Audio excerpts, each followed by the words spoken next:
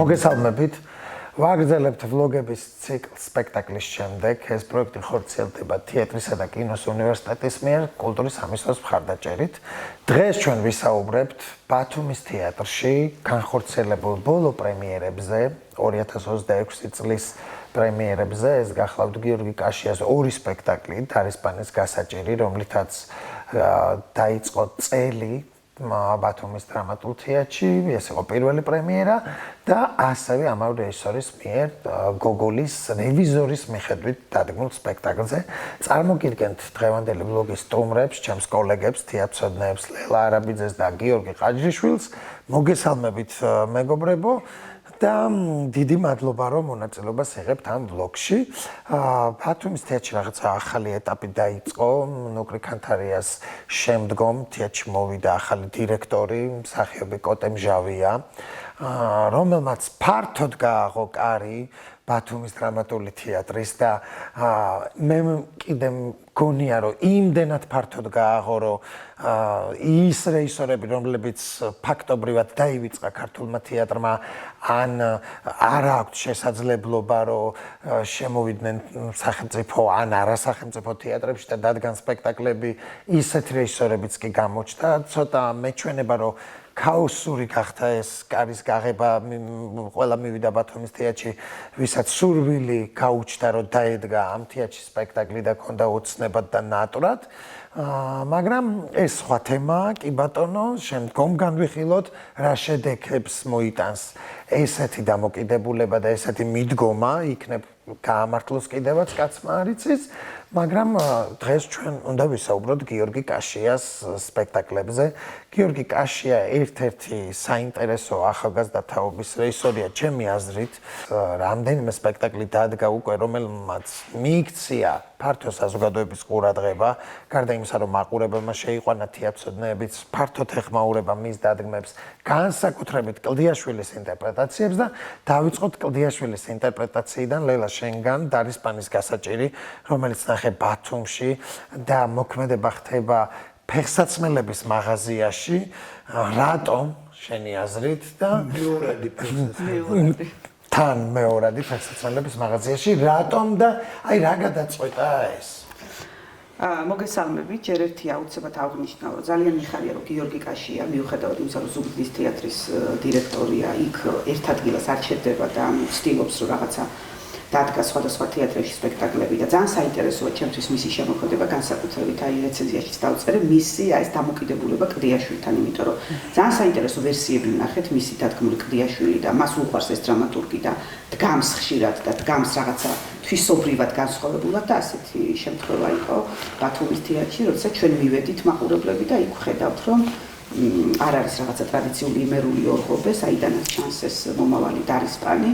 მართა ტრადიციული შეკივლებით, რაღაცა წინსაფრით.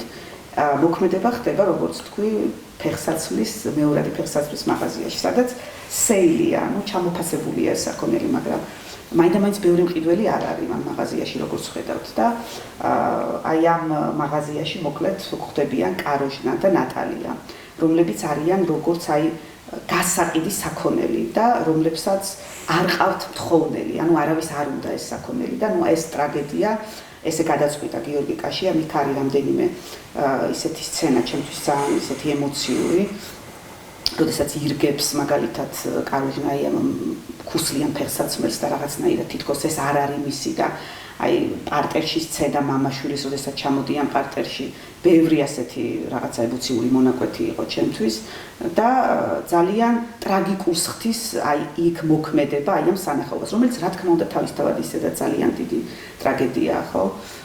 და მოკლედ რა ხდება საბოლოო ჯამში, რომ არავის არ უნდა ეს ჩამოფასებული ფეხსაცმელი, ანუ არავის არ უნდა კაროჟნა და ნატალია და გასდევს ფონად სულ რაღაცა ეს სიმღერა, კაროჟნა თუ ნატალია, კაროჟნა თუ ნატალია. კი, რითაც იწყება რეფრენად გასდევს და საბოლოო ჯამში არც კაროჟნა და არც ნატალია, რა თქმა უნდა.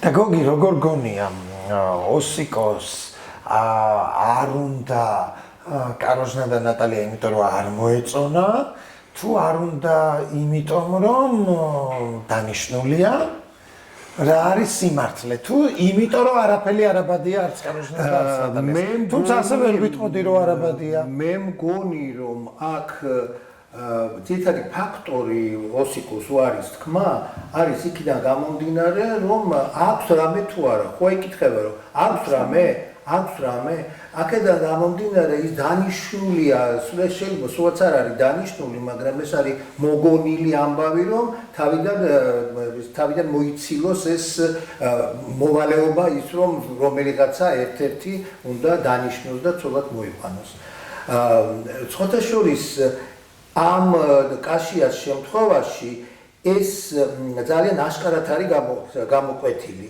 იმიტომ რომ აი როდესაც იგი თავის ნათესავს რომელმაც ის ჩამოიყვანა იმას ესაუბრება იქ ცალსახად ჩანს რომ ის შემთხვევით არის მოსული აქ შეიძლება მხოლოდ იმიტომ რომ რაღაცა ისადილოს ან საჭმელი მიირთვას და აი ლელა ახლა ყვებოდა კარგად რომ აი თუ მიაქციეთ ყურადღება ერთ ძალიან მნიშვნელოვანი დეტალია რომ როგორ ხდება მართა თავის მოსულ სტუმრებს ყველას ფეხსაცმელს უცვლის ფეხსაცმელს თავაზობს და მე ამ ფეხსაცმელს იმას რომელიც მაგალითად დარის პანს მიაწოდა ან თუნდაც ნატალიას მე ისევ თაროზე აწყობს ესე იგი აქეთ რეჟისორი ამბობს რომ ეს პროცესი მათთვის არის ჩვეულებრივი ამბავი რომ აი მოდის სტუმარი ფეხსაცმელი უნდა შესთავაზოს ანუ და წაართმევს კიდევაც ხო ონისიმეს და როდესაც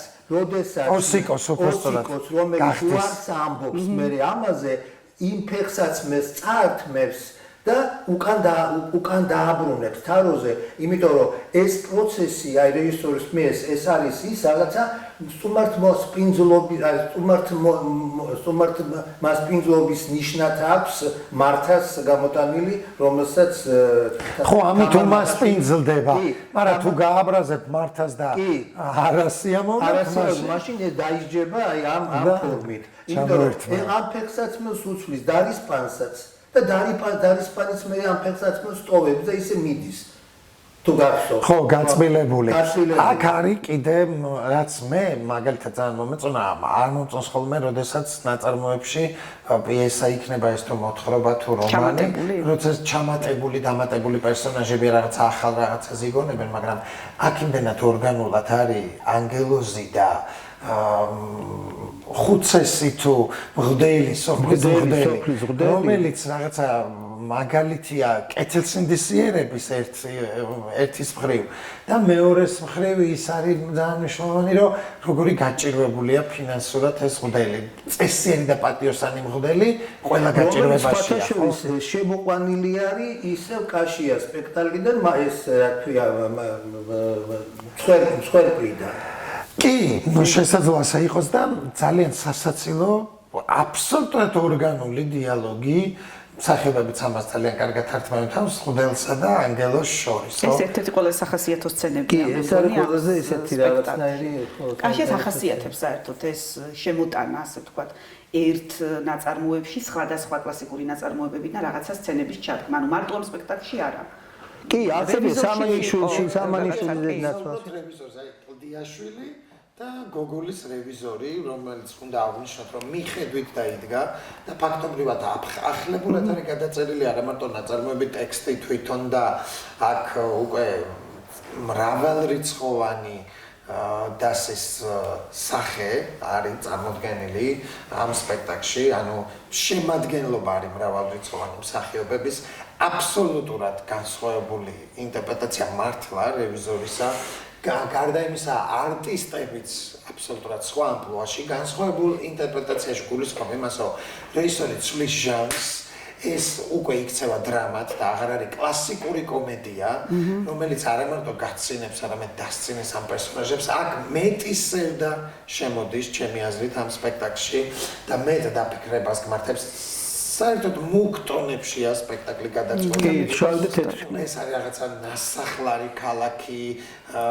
ჭაობზე აღმოცენებული ქალაქი, რომელიც რაღაცა ვერ ასოდეს, ვერ გამოვიდა ამ მდგომარეობიდან ცოტა საქართველოს. ბედსაც მაგონებს რაღაცა თითქოს სულ რაღაცა ერთ წრეზე უბრუნავთ, სულ ამ ჭაობში ვართ, ამოსვლას ვცდილობთ, მე ისე უკან ვარდებით და ასე შემდეგ. თქვენი შთაბეჭდილება ამ ინტერპრეტაციაზე ამჯერად ბატონ გოგის გთხოვ, რომ გაგვიზიაროს შთაბეჭდილება. პირველ რიგში მინდა ვთქვა, რომ აი ის იმ თემას უბრუნდებით, კაშიას ძალიან უყვარს ჩარევა, ასე ვთქვათ, თამამი ჩარევა ტექსტებში. და მათ შორის ესეთი მაგალითია. Ну, ეხლა ჩვენ ვიცით, რომ ეს არის კლასიკური პიესა, სადაც პირველივე ფრაზიდან ყველაფერი თავის ადგილზე დგება, ანუ კიდევ რომ ჩვენ ჩამოდის რეჟისორი, უკვე კულმინაცია უკვე იწყება პირველსავე ფრაზაში, ანუ მთავარი ამბავი უკვე მოხდა პირველსავე ფრაზაში. მაგრამ შემდეგ განვითარებული მოვლენები რეჟისორს ისე აქვს აწყობილი, რომ მე ეს მოვლენები უფრო საინტერესო ხდება და ის რომ რეჟისორი ვინმე საინტერესებს რევიზორი აღარ არის ის. აქ მხოლოდ რევიზორზე არ არის პიესა, აქ არის პიესა ადამიანებზე, მეგობრობაზე და ღალატზე და იმაზე და სადღაც ეს თვითონ რევიზორის პერსონაჟი, რომელსაც თამაშობს დათო ჯაყელი, სადღაც გვერდზეა გაწეული და ამბავი, რომელიც ამ მიყოლებულ სოფელში ხდება, ის გამოდის წინა პლანზე.